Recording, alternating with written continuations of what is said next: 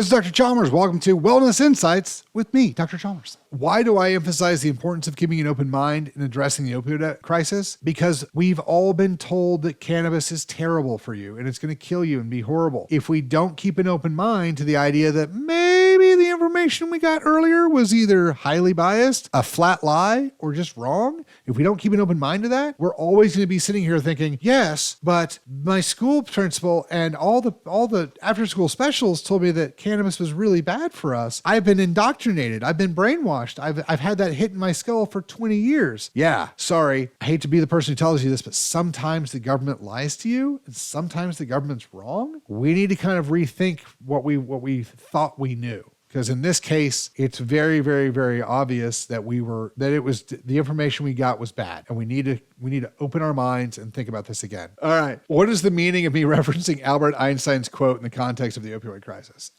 So let's play that quote. Albert Einstein once said, "We cannot solve our problems with the same level of thinking we used when we created them." We created the opioid epidemic. We're going to have to change our thinking if we're going to solve it. Okay. Basically, what I'm trying to say is that we're slamming our heads against the wall. We all know the opioid epidemic is terrible. We all know it's horrible. And the idea that we're just going to continue to give people opioids because that's what we do, that's the definition of insanity. Doing the same thing over and expecting different results is insanity. So that's, I think, one of Einstein's quotes as well. But the thing is that when we look at the opioid epidemic, if we don't start to change the way we think about it, we're going to end up reciting and continue to do the same thing. The thinking we use that got us into the opioid epidemic, if we don't change that thinking, we're never going to get out of it. We're never going to fix it.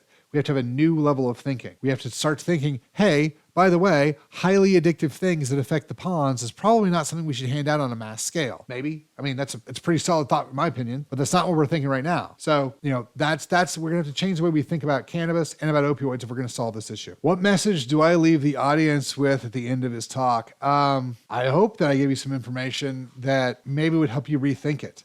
Maybe would allow parents and kids and doctors and patients to have another conversation. Be like, look, we learn new things all the time. And sometimes when we learn new things, we find out that the old things we thought we knew were wrong. Let's have this talk. Let's sit down and be like, hey, maybe we need to do this differently. I will tell you, as a kid who's been told by his parents, since I was born, that cannabis or marijuana or whatever is horrible and terrible. You should never, ever use it. Now going through and watching my parents talk about how beneficial it is and listening to them talk to other people about how, they should get off their opioids and use cannabis. It's really, really nice. I'm hoping that the rest of the baby boomers and the rest of people my generation and can get together and have this conversation and be like, we need to move in a different direction. We need to move away from opioids and towards cannabis. And if we come up with something that's even safer than cannabis, great, we can use that. I don't care. We just got to get off the opioids. Cannabis is just the most obvious solution because it has so many benefits and so few negatives.